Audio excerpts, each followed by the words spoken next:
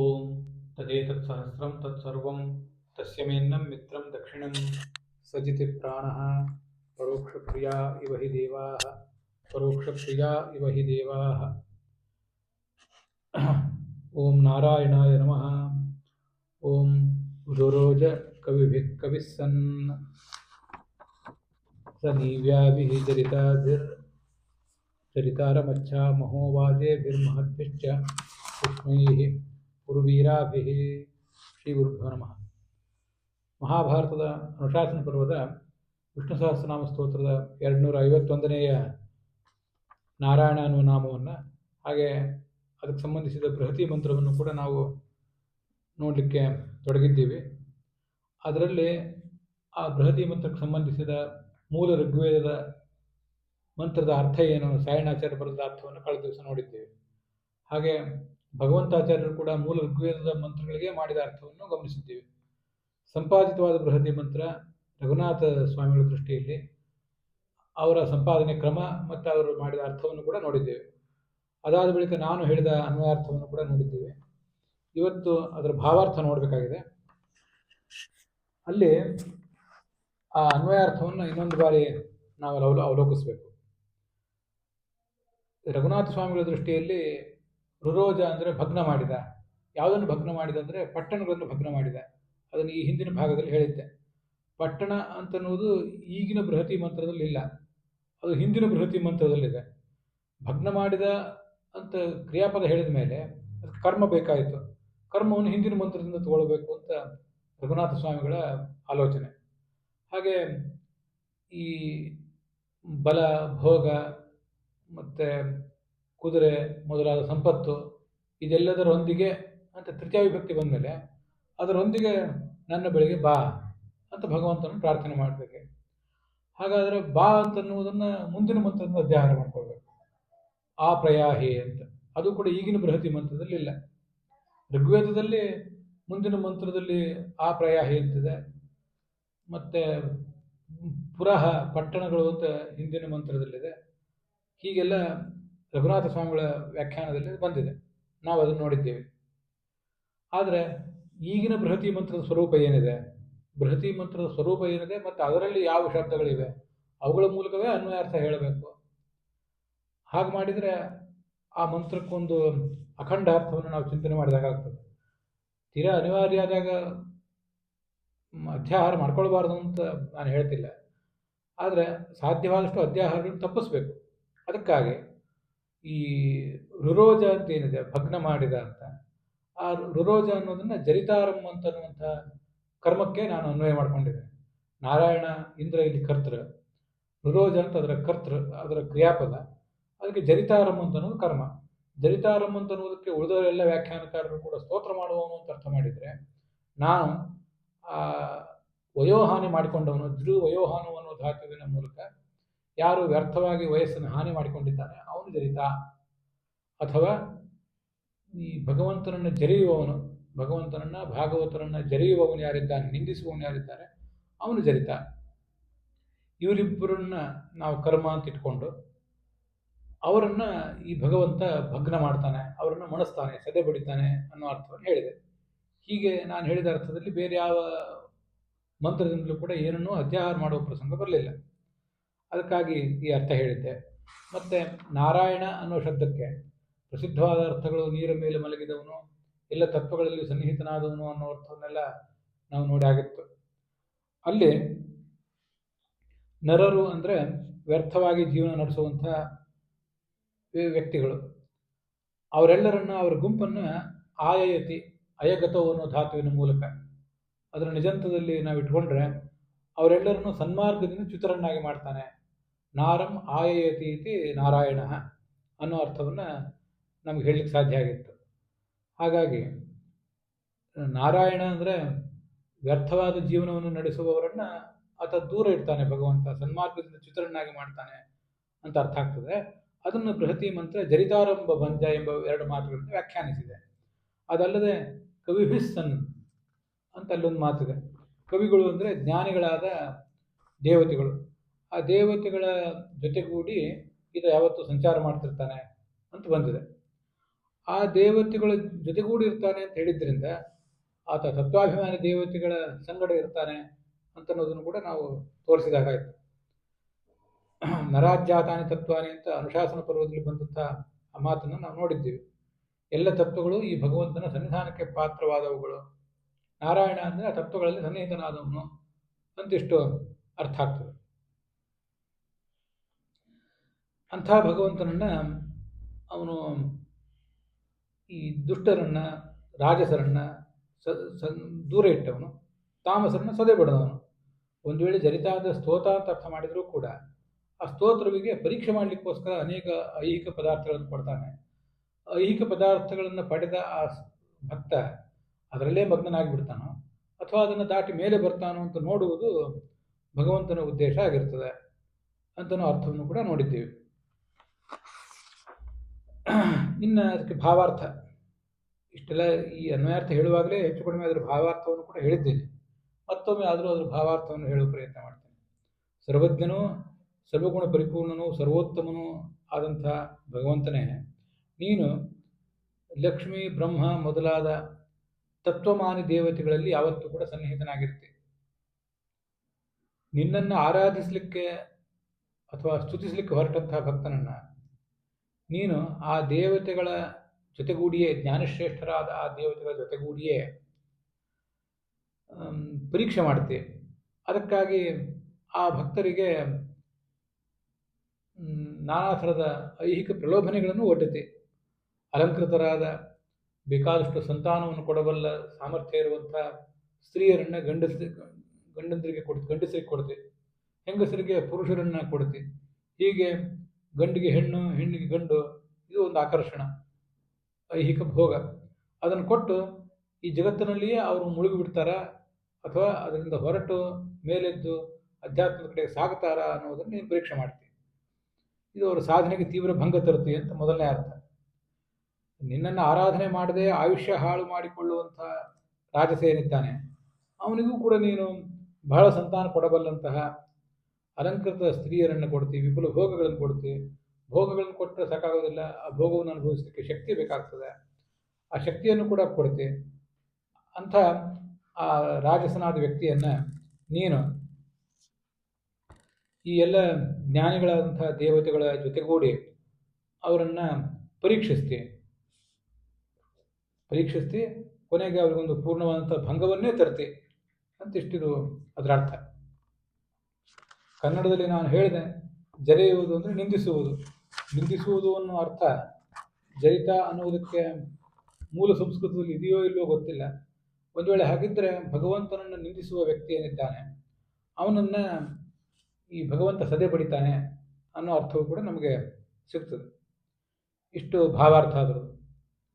ಇನ್ನು ಈ ನಾರಾಯಣ ಅನ್ನೋ ನಾಮಕ್ಕೆ ಸಂಬಂಧಪಟ್ಟಂತೆ ಏನು ಉಲ್ಲೇಖಗಳು, ಬೇರೆ ಬೇರೆ ಕಡೆ ಸಿಗುವಂಥ ಉಲ್ಲೇಖಗಳು, ಅದನ್ನು ನಾವು ನೋಡ್ಬೋದು. ನಮ್ಮ ಗುರುಗಳಾದಂಥ ಸಗ್ಲಿ ರಾಘವೇಂದ್ರಾಚಾರ್ಯರು ಏನು ಸಂಗ್ರಹ ಮಾಡಿರ್ತಾರೆ ಅದನ್ನು ನೋಡೋಣ. ಸರ್ವ ಜೀವರಿಗಿಂತಲೂ ಭಿನ್ನ, ದೋಷರಹಿತ, ತಾನು ದೋಷರಹಿತ ಅಲ್ಲದೇನೆ ತನ್ನ ಭಕ್ತರ ದೋಷಗಳನ್ನು ಕೂಡ ಪರಿಹಾರ ಮಾಡುವಂಥವನು, ಕಲ್ಯಾಣ ಗುಣ ಪರಿಪೂರ್ಣವಾದ ಸ್ವರೂಪ ಅವನದು ಅಂತ ಹೀಗೆಲ್ಲ ಅರ್ಥ ಆಗುತ್ತೆ. ಈ ಭಗವಂತ ಸರ್ವ ಜೀವ ಮತ್ತು ಜಡಗಳಿಗಿಂತ ಭಿನ್ನನಾದ್ರಿಂದ ಐತರೇಯ ಉಪನಿಷತ್ ಭಾಷ್ಯದಲ್ಲಿ ಆ ಥರದ ಅರ್ಥಗಳನ್ನು ವರ್ಣನೆ ಮಾಡಿದ್ದಾರೆ. ಈ ನ ಅಂತನ್ನುವುದು ನಿಷೇಧವನ್ನು ಹೇಳ್ತದೆ, ಅ ಅನ್ನೋದು ನಿಷೇಧವನ್ನು ಹೇಳ್ತದೆ, ರಾ ಅನ್ನೋದು ಕ್ಷಯವನ್ನು ಹೇಳ್ತದೆ, ದೋಷರಹಿತ ಅನ್ನೋ ಅರ್ಥವನ್ನು ಹೇಳ್ತದೆ. ಹೀಗೆ ಅನೇಕ ಅರ್ಥಗಳನ್ನು ಅದಕ್ಕೆ ವರ್ಣನೆ ಮಾಡಿದ್ದಾರೆ. ನ ಅಂದರೆ ಭಿನ್ನ ಅಂತ ಅರ್ಥ ಇರುವುದು ನಮಗೆಲ್ಲ ಗೊತ್ತಿದ್ದೇ ಇದೆ. ಆ ಅರ್ಥವನ್ನೇ ನಾವಿಲ್ಲಿ ಸ್ವೀಕಾರ ಮಾಡಬಹುದು. ಭಕ್ತರ ದೋಷಗಳನ್ನು ಯಾಪಯತಿ, ಪರಿಹಾರ ಮಾಡ್ತಾನೆ. ಆದ್ದರಿಂದ ಕೂಡ ಆತ ನಾರಾಯಣ ಅಂತ ಹೀಗೆ ಕರೆಸ್ಕೊಂಡಿದ್ದಾನೆ. ಸಮಸ್ತ ವಾಂಗ್ಮಯವೂ ಕೂಡ, ಸಮಸ್ತ ವೇದಾದಿ ಶಾಸ್ತ್ರಗಳು, ಮಹಾಭಾರತ ಪುರಾಣಾದಿಗಳು ಇವೆಲ್ಲವೂ ಕೂಡ ಈ ಅಕಾರದ ವ್ಯಾಖ್ಯಾನ ರೂಪದಲ್ಲಿವೆ ಅಂತ ಹೀಗೊಂದು ಉಲ್ಲೇಖ ಶಾಸ್ತ್ರದಲ್ಲಿ ಕೇಳಿಬರ್ತದೆ. ಆಚಾರ್ಯ ಅದನ್ನು ಸರ್ವಮೂಲದಲ್ಲಿ ಉದ್ಧರಿಸಿದ್ದಾರೆ. ಈ ನಾರಾಯಣ ಎಂಬ ನಾಮವು ಕೂಡ ಅಕಾರದಿಂದಲೇ ಅಭಿವ್ಯಕ್ತವಾಗಿದೆ ಅಂತ ಅಭಿಪ್ರಾಯ ಪಡ್ತಾರೆ. ಅಕಾರ ಅಂತನ್ನುವುದು ಏನು ಹೇಳ್ತದೆ? ಅಕಾರವೇ ಎಲ್ಲವನ್ನೂ ಹೇಳ್ತದೆ. ಆದ್ದರಿಂದ ಅಕಾರದ ವ್ಯಾಖ್ಯಾನವೇ ಉಳಿದೆಲ್ಲ ನಾಮಗಳು ಆಗಿವೆ ಅಂತಂದರೆ ಹಾಗಾದರೆ ಅಕಾರ ಏನು ಹೇಳ್ತದೆ ಅಂತ ನಾವು ನೋಡಬೇಕಲ್ಲ. ಅದಕ್ಕಾಗಿ ಅಕಾರದ ಅರ್ಥ ವಿಶೇಷಗಳನ್ನು ಕೂಡ ನಾವು ಗಮನಿಸಬೇಕು. ಅಕಾರದ ಅರ್ಥ ವಿಶೇಷಗಳನ್ನು ನಾವು ಹೀಗೆ ಗಮನಿಸ್ತಾ ಕೂತಾಗ ಅಕಾರಕ್ಕೆ ನಿಷೇಧ ಅಂತರ್ಥ, ವಿರೋಧ ಅಂತರ್ಥ, ಹೀಗೆಲ್ಲ ಅರ್ಥಗಳು ಬರ್ತವೆ. ಭೇದ ಅಂತಲೂ ಕೂಡ ಅರ್ಥ ಇದೆ. ಈ ನಕಾರ ಏನಿದೆ, ನ ನಾರಾಯಣ ಅನ್ನುವಲ್ಲಿರುವಂಥ ನಕಾರ, ಅದು ಆ ಭೇದವನ್ನು ಹೇಳ್ತದೆ. ಭಗವಂತ ಈ ಜಗತ್ತಿಗಿಂತ ಜಡಗಳಿಗಿಂತ ಸಕಲಕ್ಕಿಂತನೂ ಆತ ಭಿನ್ನ ಅನ್ನೋ ಅರ್ಥವನ್ನು ಅದು ವರ್ಣಿಸ್ತದೆ.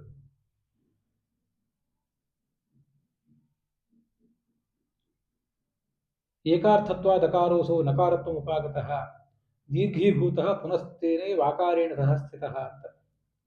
ಇದು ಐತರೇಯ ಉಪನಿಷತ್ ಭಾಷ್ಯದಲ್ಲಿ ಬರುವಂತಹ ಮಾತು.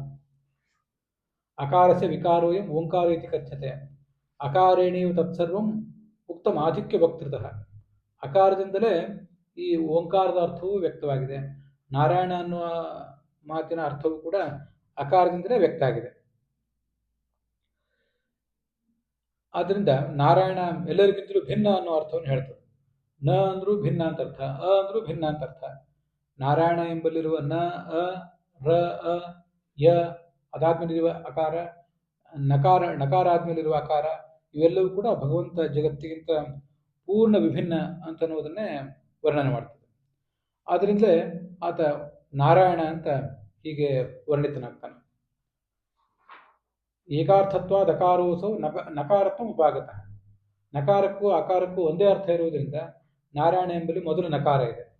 ಅದಾದ್ಮೇಲೆ ಮತ್ತೊಂದು ಅಕಾರ ಅದಕ್ಕೆ ಸೇರಿಕೊಂಡಿದೆ. ಆ ನಕಾರವು ಅಕಾರವು ಎರಡೂ ಸೇರಿ ಸವರ್ಣ ಸಂಧಿಯನ್ನು ಪಡೆದು ನಾ ಅಂತಾಗಿದೆ. ಅಭಾವವಾಚ್ಯಕಾರಸ್ಯ ಹಿ ಅರ್ಥ ರೇಫಃ ಕ್ಷಯಂ ವದನ್ ರೀಂ ಕ್ಷಯ ಅಂತ ಧಾತು ಇದೆ. ಅದಕ್ಕೆ ಕ್ಷಯ ಅಂತರ್ಥ. ಯಾವುದರ ಕ್ಷಯ? ದೋಷದ ಕ್ಷಯ ಅಂತರ್ಥ.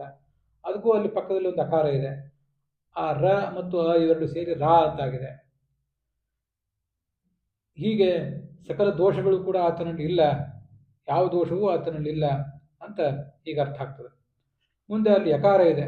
ಆ ಯಕಾರವೂ ಕೂಡ ಅಭಾವಾಚ್ಯಕಾರ ಅಕಾರ ಸಹ ಐಕಾರ್ಥ್ಯ ಗತ್ಯಭಾವಯೋ ಯಕಾರತ್ವಂ ಗತಸ್ತಸ್ಮಾನ್ ನೋರೇಫಸ್ಯೋತ್ತರತ್ವತಃ. ಯ ಪ್ರಾಪಣೆ ಅಂತ ಧಾತು. ಪ್ರಾಪಣ ಅಂದರೆ ದೂರ ಇಡುವುದು, ತೊಲಗಿಸುವುದು ಅಂತ ಅರ್ಥ ಆಗ್ತದೆ. ಆ ಮೂಲಕ ಭಗವಂತ ತನ್ನೊಳಗೆ ಯಾವ ದೋಷವನ್ನು ಇಟ್ಕೊಂಡಿಲ್ಲ, ಎಲ್ಲ ದೋಷಗಳನ್ನು ದೂರ ಇಟ್ಟಿದ್ದಾನೆ ಅಂತ ಅರ್ಥ ಆಗ್ತದೆ. ಯ ಅಂತ ಅನ್ನೋದಕ್ಕೆ ಅದೇ ಅರ್ಥ, ಅ ಅಂತ ಅನ್ನೋದಕ್ಕೂ ಅದೇ ಅರ್ಥ, ಯಕಾರದ ಬಳಿಕ ಇರುವಂತಹ ಅಕಾರಕ್ಕೂ ಅದೇ ಅರ್ಥ. ಯಕಾರತ್ವಂ ಗತಸ್ತಸ್ಮಾನ್ ನೋ ರೇಫಸ್ಯ ಉತ್ತರತ್ವತಃ. ಕೊನೆಗೆ ನ ಅಂತಿದೆಯಲ್ಲ, ಅದು ಕೂಡ ಮೂಲತಃ ನಕಾರವೇ ಇರೋದು. ನಕಾರಕ್ಕೂ ಕೂಡ ಭಿನ್ನ ಅಂತಲೇ ಅರ್ಥ. ಅದು ಆ ರಕಾರದ ಸಂಬಂಧದಿಂದಾಗಿ ನಕಾರವಿದ್ದದ್ದು ನಕಾರ ಆಗಿದೆ ಅಷ್ಟೆ. ನತ್ವಂ ಗತೋ ಶಕಾರೋಸೌ ನೋ ವಿರುದ್ಧಾರ್ಥ ವಾಚಕ. ಅನ್ಯತ್ವಾತ್ ಸರ್ವಜೀವೇಭ್ಯ, ಎಲ್ಲ ಜೀವಗಳಿಗಿಂತಲೂ ಭಿನ್ನ, ಜಡಕ್ಕಿಂತಲೂ ಭಿನ್ನ. ಸರ್ವದೋಷೋಚಿತತ್ವಾಚ್ಚ, ಎಲ್ಲ ದೋಷರಹಿತನೂ ಆಗಿದ್ದಾನೆ. ಸರ್ವತೋಪ್ಯಧಿಕತ್ವತಃ, ಎಲ್ಲರಿಗಿಂತಲೂ ಭಿನ್ನನೂ ಕೂಡ ಆಗಿದ್ದಾನೆ. ನಿರಾಸನಾಚ್ಚ ದೋಷಾಣ, ಎಲ್ಲ ದೋಷಗಳನ್ನು ಆತ ದೂರ ಇಟ್ಟಿದ್ದಾನೆ. ಸ್ವಭಕ್ತೇಭ್ಯ ಸಮಂತತಃ ಸರ್ವದೋಷ ವಿರುದ್ಧ ಗುಣಪೂರ್ಣ ಸ್ವರೂಪತಃ ನಾರಾಯಣ ಅಂತ ಅವನು ವರ್ಣನೆ ಮಾಡ್ತಾರೆ. ಇದು ಆ ಅಕಾರದ ಅರ್ಥ. ಅಕಾರದ ಅರ್ಥ ವಿಸ್ತಾರವನ್ನೇ ಈ ನಾರಾಯಣ ಅಂತನ್ನುವಲ್ಲಿರುವ ನ, ಅ, ರ, ಯ, ಅಕಾರ ಇವೆಲ್ಲವೂ ಕೂಡ ಅವುಗಳನ್ನೇ ವರ್ಣನೆ ಮಾಡಿದೆ ಅಂತ ನಾವು ತಿಳ್ಕೊಳ್ಬೇಕು. ಅನ್ಯತಾ ಚ ನಿಷೇಧಶ್ಚ ವಿರುದ್ಧತ್ವಮಿತಿ ತ್ರಯ ಅಕಾರಾರ್ಥ. ಭಿನ್ನ ಅಂತರ್ಥ ಅಕಾರಕ್ಕೆ, ನಿಷೇಧ ಅಂತರ್ಥ, ಹಾಗೆ ವಿರುದ್ಧ ಅಂತರ್ಥ. ಈ ಎಲ್ಲ ಅನೇಕ ಅರ್ಥಗಳು ಐತರೇಯ ಉಪನಿಷತ್ ಭಾಷ್ಯದಲ್ಲಿ ಆಚಾರ್ಯರು ವರ್ಣನೆ ಮಾಡಿದ್ದೀವಿ. ಆದ್ದರಿಂದ ಈ ನಮಗೆ ಬೇಕಾದಂತಹ ಎಲ್ಲ ಅರ್ಥಗಳು ಕೂಡ ಆ ಮೂಲಕ ಸಿಗ್ತವೆ. ಅಲ್ಲಿ ನಾವೀಗಾಗಲೇ ನೋಡಿದಂತೆ ತನ್ನಲ್ಲಿರುವ ದುರ್ಗುಣಗಳನ್ನು ದೂರ ಇಟ್ಟವನು. ದುರ್ಗುಣಗಳನ್ನು ಮಾತ್ರ ಅಲ್ಲ, ಯಾರು ಈ ಜೀವನದಲ್ಲಿ ವ್ಯರ್ಥವಾದ ಜೀವನ ನಡೆಸ್ತಾ ಇದ್ದಾರೆ, ಅಧ್ಯಾತ್ಮದ ಕಡೆಗೆ ತಿರುಗಿಯೇ ನೋಡಿಲ್ಲ, ಅಂಥವರನ್ನು ಆ ಭಗವಂತ ಸನ್ಮಾರ್ಗದಿಂದ ಚ್ಯುತರನ್ನಾಗಿ ಮಾಡ್ತಾನೆ. ಅವರಿಗೆ ಆ ಭಗವಂತ ಸಿಗೋದಿಲ್ಲ ಅಂತ ಅದರ ತಾತ್ಪರ್ಯ. ನಾರೈ ಸಹ ಈಯತೆ ಇತಿ ನಾರಾಯಣ. ಸಕಲ ಗುಣಗಳು ಕೂಡ ಈತನಲ್ಲಿ ನೆಲೆ ಮಾಡಿಕೊಂಡಿವೆ. ಈತನನ್ನು ಬಿಟ್ಟು ಆ ಗುಣಗಳು ಎಲ್ಲೂ ಕೂಡ ಬೇರೆಯವರಲ್ಲಿ ಸಿಗುವಂಥವಲ್ಲ. ಅದಕ್ಕಾಗಿ ಆತ ನಾರಾಯಣ ಅಂತ ಕರೆಸ್ಕೋತಾನೆ. ಅಥಾತೋ ಬ್ರಹ್ಮ ಜಿಜ್ಞಾಸ ಅನ್ನುವಲ್ಲಿ ಮೊದಲನೇ ಸೂತ್ರದಲ್ಲಿ ಬ್ರಹ್ಮನ ಜಿಜ್ಞಾಸೆ ಮಾಡಬೇಕು ಅಂತ ಬಂದಿದೆ. ಅಲ್ಲಿ ಗುಣಪೂರ್ಣನಾದವನೇ ನಾರಾಯಣ ಅಂತ ವರ್ಣನೆ ಮಾಡಿದ್ದಾನೆ. ನಾರಾಯಣ ಅಂದ್ರು ಬ್ರಹ್ಮ ಅಂದ್ರು ಒಂದೇ ಅರ್ಥ, ಬೃಹಿ ವೃದ್ಧವತ್ತು ಧಾತು. ಹಾಗಾಗಿ ಗುಣಪೂರ್ಣನಾದ ನಿತ್ಯ ಪ್ರವೃದ್ಧನಾದಂಥ ಆ ಬ್ರಹ್ಮನೇ ನಾರಾಯಣ ಅಂತ ಕರೆಸ್ಕೋತಾರೆ. ಹೀಗೆ ಬ್ರಹ್ಮ ಜಿಜ್ಞಾಸ ಅಂದರೆ ನಾರಾಯಣನ ಜಿಜ್ಞಾಸೆ ಅಂತಲೇ ಅರ್ಥ. ಅದನ್ನೇ ಆಚಾರ್ಯರು ನಾರಾಯಣಂ ಗುಣೈಸ್ಸರ್ವೈರುದೀರ್ಣಂ ಅನ್ನುವ ಅರ್ಥವನ್ನು ತೋರಿಸಿದ್ದಾರೆ. ದೋಷರಹಿತ ಅಂತ ಅರ್ಥ. ಶ್ರವಣ ಮನನಾದಿಗಳಿಂದ ನಮಗೆ ಜ್ಞೇಯ. ಆತ್ಮಾವ ಅರೇ ದ್ರಷ್ಟವ್ಯ, ಶ್ರೋತವ್ಯೋ, ಮಂತವ್ಯೋ, ನಿಧಿಧ್ಯಾಸಿತವ್ಯ. ಭಗವಂತನನ್ನು ನಾವು ನೋಡಬಹುದು. ಅದಕ್ಕಾಗಿ ಏನು ಮಾಡಬೇಕು? ಬೇಕಾಬಿಟ್ಟಿಯಾಗಿ ವ್ಯರ್ಥವಾದ ಜೀವನವನ್ನು ನಡೆಸಿದರೆ ಲೌಕಿಕ ಭೋಗಗಳಲ್ಲಿ ಮುಳುಗಿದವರಿಗೆ ಭಗವಂತನನ್ನು ನೋಡಲಿಕ್ಕಾಗೋದಿಲ್ಲ. ಅದಕ್ಕಾಗಿ ಮೊದಲು ಎಲ್ಲವನ್ನೂ ತೊರೆದು ಶ್ರವಣ ಮಾಡಬೇಕು. ಶ್ರವಣ ಮಾಡಿದ್ದನ್ನು ಮನನಕ್ಕೆ ಒಳಪಡಿಸಬೇಕು. ಅದಾದಮೇಲೆ ನಾವು ಧ್ಯಾನ ಮಾಡಬೇಕು. ಇಷ್ಟೆಲ್ಲ ಮಾಡಿದಾಗ ಆ ಭಗವಂತನನ್ನು ನಾವು ನೋಡಬಹುದು ಅಂತ ಅದರ ತಾತ್ಪರ್ಯ ಆಗ್ತದೆ. ಈ ದೋಷ, ಅರ, ಛಿದ್ರ ಇವೆಲ್ಲವೂ ಕೂಡ ಪರ್ಯಾಯ ಪದಗಳು. ಆದ್ದರಿಂದ ಈ ಗುಣ ಅರ ಅಂದರೆ ದೋಷ, ನಾರ ಅಂದರೆ ಗುಣಗಳು. ಅದಕ್ಕೆ ಆಶ್ರಯನಾದವನೇ ನಾರಾಯಣ. ಬ್ರಹ್ಮಶಬ್ದ ಅಂತ ಕೂಡ ಗುಣಪೂರ್ಣತ್ವವನ್ನೇ ವರ್ಣನೆ ಮಾಡ್ತದೆ. ಅಥೋ ನಾರಾಯಣ ಸೇವ ಜಿಜ್ಞಾಸಾತ್ರ ವಿಧೀಯತೆ. ಬ್ರಹ್ಮ ಜಿಜ್ಞಾಸ ಅಂದರೆ ನಾರಾಯಣನ ಜಿಜ್ಞಾಸೆಯನ್ನೇ ಮಾಡಿದಾಗಾಯಿತು. ಇನ್ನು ದೋಷರಹಿತ ಹೇಗೆ ಅಂದರೆ ಗುಣೈಸ್ಸರ್ವೈರುದೀರ್ಣಂ ದೋಷವರ್ಜಿತಂ ಅಂತ ಬ್ರಹ್ಮಸೂತ್ರ ಭಾಷ್ಯದಲ್ಲಿದೆ. ಅರ ಅಂದರೆ ದೋಷ, ಆ ದೋಷ ಇಲ್ಲದೇ ಇದ್ದವನು. ಅರಾಯಣ ಅಂದರೆ ದೋಷ ಇದ್ದವನು. ನಾರಾಯಣ ಅಂದರೆ ದೋಷ ಇಲ್ಲದವನು. ನಾರಂ ಅಂದರೆ ಚೇತನ ವಿಶೇಷ ಸಂಬಂಧಿತ್ವ ಜ್ಞಾನಂ. ತತ್ವಪ್ರದೀಪ ಮೊದಲಾದ ಕಡೆ ಈ ಅರ್ಥಗಳು ಬಂದಿವೆ. ಸಾತ್ವಿಕರಾದ ಚೇತನರಲ್ಲಿ ನಾರ ಅಂದರೆ ತತ್ವಜ್ಞಾನ ಇರ್ತದೆ. ಆ ತತ್ವಜ್ಞಾನಕ್ಕೆ ಈತ ಗಮ್ಯ ವಿಷಯ. ಆದ್ದರಿಂದ ಆತ ನಾರಾಯಣ. ನ ರೀಯಂತೆ ಇತಿ ನರಾಹ. ರೀಂ ಕ್ಷಯ ಅಂತ ಧಾತು ಇರೋದ್ರಿಂದ ಯಾರು ನಾಶ ಹೊಂದುತ್ತಾರೋ ಅವರು ಈ ರಾಜಸರು ಮತ್ತು ತಾಮಸರು. ಆದರೆ ಯಾವತ್ತೂ ಅಂಥ ನಾಶ ಹೊಂದದೇ ಇರುವವರು ಮುಕ್ತರು. ಅವರಿಗೆ ಈ ಭಗವಂತ ಆಶ್ರಯ. ಮುಕ್ತರಿಗೆ ಮುಕ್ತಾನ ಪರಮಾಗತಿ ಎಂದು ವಿಷ್ಣು ಸಹಸ್ರನಾಮವೇ ಅವನನ್ನು ವರ್ಣನೆ ಮಾಡಿದೆ. ಆದ್ದರಿಂದ ಆತ ನಾರಾಯಣ ಅಂತ ಕರೆಸ್ಕೊತಾನೆ. ಮತ್ತು ನಾವು ಇದನ್ನು ನೋಡಿದ್ದೀವಿ. ನಾರಾಯಣ ಅಂದರೆ ಜಲವೇ ಅವನ ನಿವಾಸ ಸ್ಥಾನ. ಜಲ ಇವನಿಗೆ ಆಶ್ರಯ ಕೊಟ್ಟಿದೆ. ಇದು ಪ್ರಸಿದ್ಧವಾದ ಉಲ್ಲೇಖ. ಆಪೋ ನಾರಾಯತಿ ಖ್ಯಾತಾ ತಾಸ ಅಯನಮಾದಿತಃ ಯತಸ್ತ್ವಂ ಭೂತಭವ್ಯೇಶ ತನ್ನಾರಾಯಣ ಶಬ್ದಿತಃ ಅಂತ.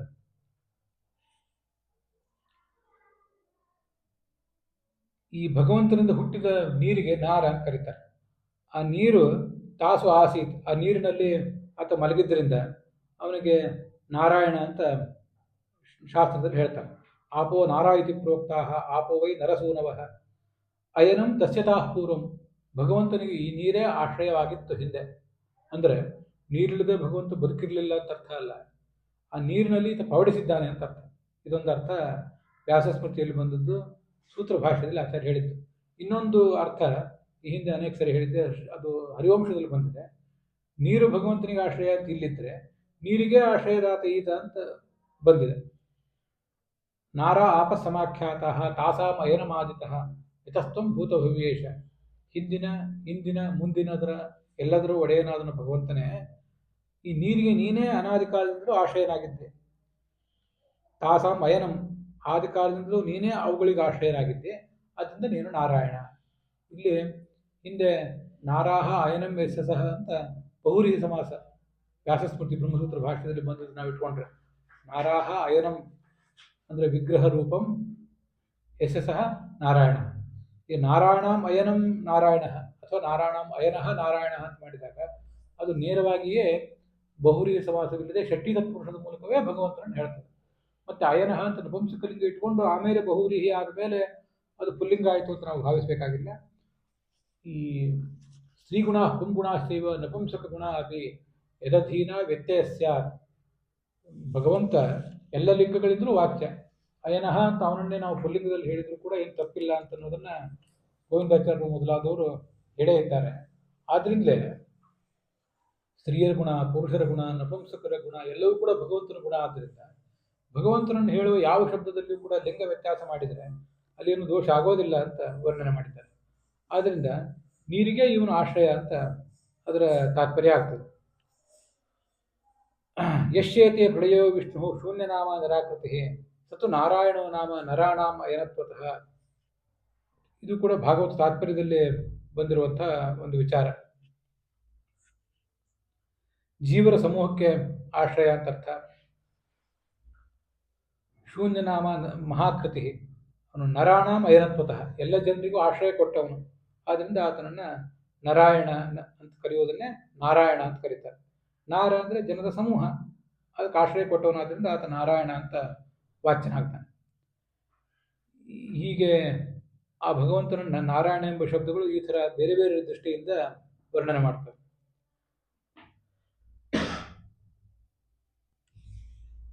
ಪೂರ್ಣ ನಾರಾಯಣ ಎಂಬ ಶಬ್ದಕ್ಕೆ ಪೂರ್ಣ ಅಂತ ಒಂದು ಅರ್ಥವೂ ಕೂಡ ಬರ್ತದೆ. ದೇಹೋಯಮ್ಮೆ ಸದಾನಂದ ನಾಯಂ ಪ್ರಕೃತಿ ನಿರ್ಮಿತ ಪರಿಪೂರ್ಣಶ್ಚ ಸರ್ವತ್ರ ತೇನ ನಾರಾಯಣೋಸ್ಮ್ಯಹಂ ಅಂತ ಬ್ರಹ್ಮವೈವರ್ತ ಪುರಾಣದ ಮಾತೊಂದಿದೆ. ಆಚಾರ್ಯ ಅದನ್ನು ಗೀತಾ ಪ್ರಸ್ಥಾನದಲ್ಲಿ ಉದ್ಧರಿಸಿದ್ದಾರೆ. ನನ್ನ ಈ ದೇಹ ಸದಾನಂದ, ಇದಕ್ಕೆ ಯಾವತ್ತೂ ಕೂಡ ದುಃಖ ಅಂತ ಅನ್ನೋದಿಲ್ಲ, ಮತ್ತೆ ಇದು ಪ್ರಕೃತಿಯಿಂದ ನಿರ್ಮಿತವಾದದ್ದಲ್ಲ, ಮತ್ತು ಇದು ಪರಿಪೂರ್ಣವೂ ಹೌದು. ಆದ್ದರಿಂದ ನನ್ನನ್ನು ನಾರಾಯಣ ಅಂತಾರೆ. ಆ ಬ್ರಹ್ಮವೈವರ್ತ ಪುರಾಣದಲ್ಲಿ ನಾರಾಯಣ ಎಂಬ ಶಬ್ದಕ್ಕೆ ಅರ್ಥಗಳನ್ನು ಹೇಳಿದ್ದಾರೆ, ಅದರ ವಿಗ್ರಹಗಳನ್ನು ಅಲ್ಲಿ ಹೇಳಲಿಲ್ಲ. ಅದರ ವಿಗ್ರಹಗಳನ್ನು ನಾವೇ ಊಹೆ ಮಾಡಬೇಕಷ್ಟೆ. ಅದು ಹೇಗೆ ಅಂದರೆ, ನಾರ ಅಂದರೆ ದುಃಖಕ್ಕೆ ವಿರುದ್ಧವಾದಂಥ ಆನಂದ. ಆ ನಾರಕ್ಕೆ ಅಯನನಾದ್ದರಿಂದ ಈ ಭಗವಂತನ ಈ ಸ್ವರೂಪ ಅದು ಸುಖ ಸ್ವರೂಪವಾದದ್ದು, ಸುಖಕ್ಕೆ ಆಶ್ರಯವಾದದ್ದು. ಆದ್ದರಿಂದ ಅರ ಅಂತ ದುಃಖ ಅಂತ ಅರ್ಥ ಇಟ್ಕೊಂಡು, ನಾರ ಅಂತ ಸುಖ ಅಂತ ಅರ್ಥ ಇಟ್ಕೊಂಡು, ಸುಖಾಶ್ರಯವಾದ್ದರಿಂದ ಇದನ್ನು ನಾರಾಯಣ ಅಂತ ಹೇಳಬೇಕು ಅಂತ ಇದೊಂದು ಅರ್ಥ ಆಗ್ತದೆ. ಮತ್ತು ನಾಯಂ ಪ್ರಕೃತಿ ನಿರ್ಮಿತ, ಅರಾಯಣ ಅಂದರೆ ಈ ದೋಷವುಳ್ಳ ಪ್ರಕೃತಿ. ಆ ಪ್ರಕೃತಿಯೇ ಈ ಯಾವ ದೇಹಕ್ಕೆ ಆಶ್ರಯವೋ ಅಂಥ ನಿಮ್ಮ ದೇಹಗಳೆಲ್ಲವೂ ಕೂಡ ಅರಾಯಣಗಳು. ಆದರೆ ಭಗವಂತನ ದೇಹ ಅರಾಯಣ ಅಲ್ಲ, ಪ್ರಕೃತಿಯನ್ನೇ ಅವಲಂಬಿಸಿ ಹುಟ್ಟಿದ್ದಲ್ಲ. ಆದ್ದರಿಂದ ಅದನ್ನು ನಾರಾಯಣ ಅಂತ ಹೇಳಬೇಕು. ಪರಿಪೂರ್ಣಸ್ಯ ಸರ್ವತ್ರ, ಅರಾಯಣ ಅಂದರೆ ಪರಿಪೂರ್ಣ ಅಲ್ಲ, ಅಪರಿಪೂರ್ಣ ಅಂತ ಅರ್ಥ. ನಾರಾಯಣ ಅಂದರೆ ಪರಿಪೂರ್ಣ ಅಂತ ಅರ್ಥ. ಈ ಕಾರಣದಿಂದ ನನ್ನನ್ನು ನಾರಾಯಣ ಅಂತ ಹೇಳ್ತಾರೆ ಅಂತ ಅಲ್ಲಿ ಬ್ರಹ್ಮವೈವರ್ತ ಪುರಾಣದ ಉಲ್ಲೇಖವೂ ಕೂಡ ಇದೆ. ಹೀಗೆ ಅದನ್ನು ಕೂಡ ಈ ಸಂದರ್ಭದಲ್ಲಿ ನಾರಾಯಣ ಎಂಬ ಶಬ್ದದ ಅನುಸಂಧಾನ ಮಾಡುವಾಗ ಆ ಬ್ರಹ್ಮ ವೈವರ್ತ ಪುರಾಣದ ಮಾತನ್ನು ಕೂಡ ನಾವು ನೆನಪು ಮಾಡಿಕೊಳ್ಬೇಕು. ಚರಾಚರ ಜಗತ್ತೆಲ್ಲವನ್ನು ಕೂಡ ತನ್ನ ಉದರದಲ್ಲಿ ಧರಿಸಿದವನು, ಆ ಅರ್ಥವನ್ನು ಕೂಡ ವರ್ಣನೆ ಮಾಡ್ತಾನೆ. ಅಯನ ಅಂದರೆ ಆಶ್ರಯ, ಜಗತ್ತೆಲ್ಲದಕ್ಕೂ ಕೂಡ ಆತ ಆಶ್ರಯನಾಗಿದ್ದಾನೆ. ಚರಾಚರಂ ಜಗತ್ಕೃತ್ಸ್ನಂ ನಾರಮಿತ್ಯ ವಿಧೀಯತೆ. ನಾರಂ ಚರಾಚರಂ ಜಗತ್, ಅದಕ್ಕೆ ಇವನ ಆಶ್ರಯ. ಆದ್ದರಿಂದ ನಾರಾಯಣ. ಬೇರೆ ಬೇರೆ ವ್ಯಾಖ್ಯಾನಕಾರರು ರಾಮಾಯಣ, ಭಾರತ, ಭಾಗವತ ಮೊದಲಾದ ಗ್ರಂಥಗಳಿಗೆ ಬೇರೆ ಬೇರೆ ವ್ಯಾಖ್ಯಾನ ಮಾಡಿದವರು ಹೀಗೆಲ್ಲ ನಾನಾ ಥರದ ವ್ಯಾಖ್ಯಾನಗಳನ್ನು ತೋರಿಸ್ತಾರೆ. ಅದನ್ನೆಲ್ಲ ಸಬಿ ರಾಘವೇಂದ್ರಾಚಾರ್ಯ ಹೀಗೆ ಸಂಗ್ರಹ ಮಾಡಿದ್ದಾರೆ. ನಾರಾಯಿತ್ಯಾತ್ಮನಾಂ ಸಂಗಾಹ ತೇಷಾಂ ಗತಿರಸೌಪರ. ನಾರ ಅಂದರೆ ಎಲ್ಲ ಜೀವನ ಸಮುದಾಯ, ಅದಕ್ಕೆ ಈತ ಗತಿ. ಆದ್ದರಿಂದ ಈತನನ್ನು ನಾರಾಯಣ ಅಂತ ಹೀಗೆ ನಾವು ಹೇಳಬೇಕು. ಕಲ್ಪಾಂತೆ ಚ ಜಗತ್ಕೃತ್ಸ್ನಂ ಗ್ರಸಿತ್ವಾ ಏನ ಧಾರ್ಯತೆ ಪುನಃ ಸಂಸೃಜ್ಯತೆ ಏನ ಸವೈ ನಾರಾಯಣ ಸ್ಮೃತಃ. ಇದು ಕೂಡ ಬೇರೆ ಬೇರೆ ಕಡೆ ಬಂದು ಉಲ್ಲೇಖಗಳನ್ನು ಆಶ್ರಯಿಸಿ ಹೇಳಿತ್ತು. ಇಡೀ ಬ್ರಹ್ಮಾಂಡವನ್ನು, ಈ ಜಗತ್ತನ್ನು ಕಲ್ಪಾಂತೆ ಬ್ರಹ್ಮಪ್ರಳಯದ ಕೊನೆಯಲ್ಲಿ ಈತ ಒಳಗೆ ಕಬಳಿಸ್ತಾನೆ, ಮತ್ತೆ ಸೃಷ್ಟಿ ಆರಂಭದಲ್ಲಿ ಅದನ್ನು ಆತ ಹೊರಹಾಕ್ತಾನೆ. ಆ ಕಾರಣಕ್ಕಾಗಿ ಆತನನ್ನು ನಾರಾಯಣ ಅಂತ ಹೇಳಬೇಕು ಅಂತ ಇದೊಂದು ಉಲ್ಲೇಖ.